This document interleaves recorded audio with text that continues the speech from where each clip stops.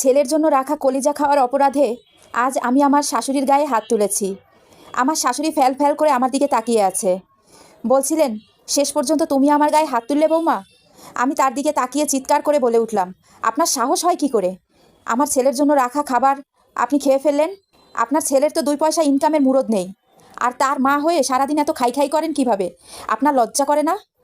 Next time যদি এত খাই খাই করেন তাহলে আমার বাসা থেকে ঘাট ধাক্কা দিয়ে বের করে দিব। এতক্ষণ আমার শাশুড়ি তার ছেলের দিকে তাকিয়ে কথাগুলো শুনছিলেন। ভেবেছিলেন হয়তো তার ছেলে তার পক্ষ নিয়ে আমাকে 2-1 কথা শুনিয়ে দিবে। তার ছেলেও আমার দিকে তাকিয়ে আছে।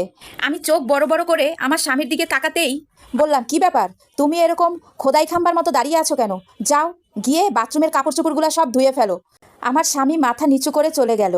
আমি বুঝতে পারলাম আমার স্বামীর চোখেও পানি চলে আসছে। তার মাকে এত বড় অপমান সে সহ্য করতে পারেনি। আমার স্বামী যে কিছু বলবে সেই সাহস পায় নাই, কারণ আমার বাবার অঢের টাকা। সারাদিন আমার বাবার কাছ থেকে আমার স্বামী টাকা নেয় আর নেশা করে। যদিও আমার স্বামীকে আমি একটা মিনিটও শান্তিতে থাকতে দেই না।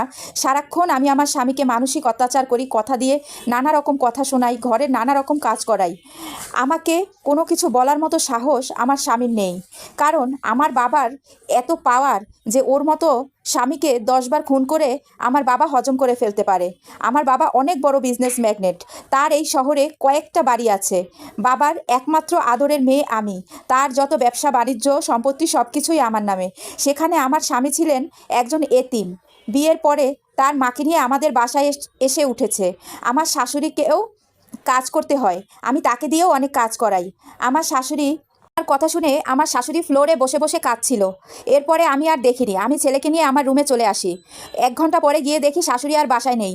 অনেক খোঁজাখুঁজির পরে জানতে পারি সে বৃদ্ধাশ্রমে চলে গেছে। আমিও আর আমার শাশুড়ির খবর নেইনি, আমার স্বামীকেও কোনো খবর নিতে দেইনি। কিছুদিন পরে শুনলাম আমার শাশুড়ি নাকি ওখানে মারা গিয়েছে।